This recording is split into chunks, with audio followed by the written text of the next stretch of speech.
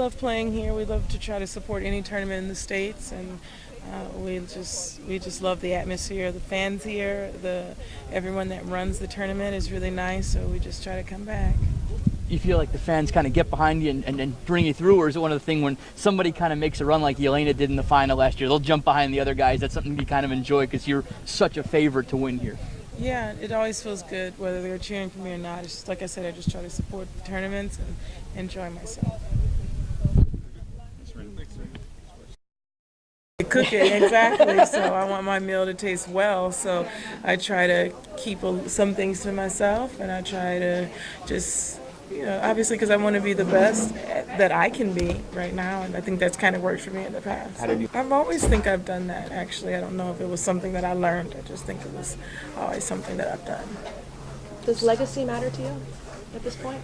Is that something that you're conscious of? I mean, like Venus, kind of talks about it a little bit more. Yeah. The ESPN documentary, I think, had a lot to do with kind of establishing, her role in the I think sport. legacy is organic, or, I think it just comes, I think it just plays out. I don't necessarily go out things and try to do things to create a legacy. And I think that's when you do create the greatest legacy, is that when you just let it happen organically. Serena, you still training with Mackie? Yeah, he was in Miami. Was he in Miami? Yeah.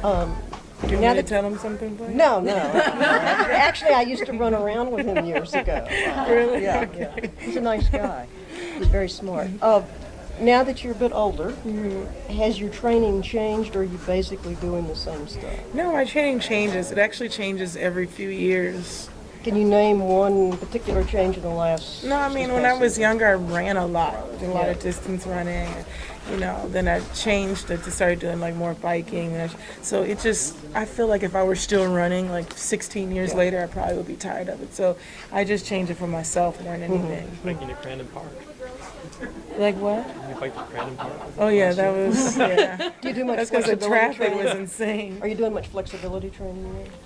Yeah, I do, but not necessarily for tennis. I do it for other. You just do it for me. Yeah. Oh, there's so many like bugs out here. Yeah. What's your favorite Charleston restaurant? I can never remember the names of them. I just love the food here. I think that's the secret to getting me back so much. I'm just coming for the food, and that's sad but true. So Rosie Casals was the first champion here. What do you see as the lineage of the original 9 nowadays in women's tennis? Yeah, we were just talking about that the other day, how just a couple years ago we had the 40-year ceremony, and the original 9 came back, and it's just awesome. It's really cool to see how tennis has been able to advance, and so many pioneers, and the things that they stood up for and the things that they did was just really crazy. So it was really good.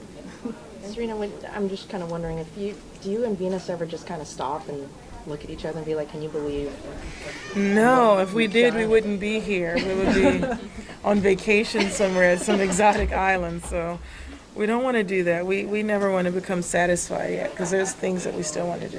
You talk about the pioneers from before. Do you think there's still pioneering to be done, or that is still being done Yeah, by I you think guys? there's a lot of Venus obviously some great pioneering herself with everything that she's done for equal prize money and things of that nature. So I definitely think there's still lots of room.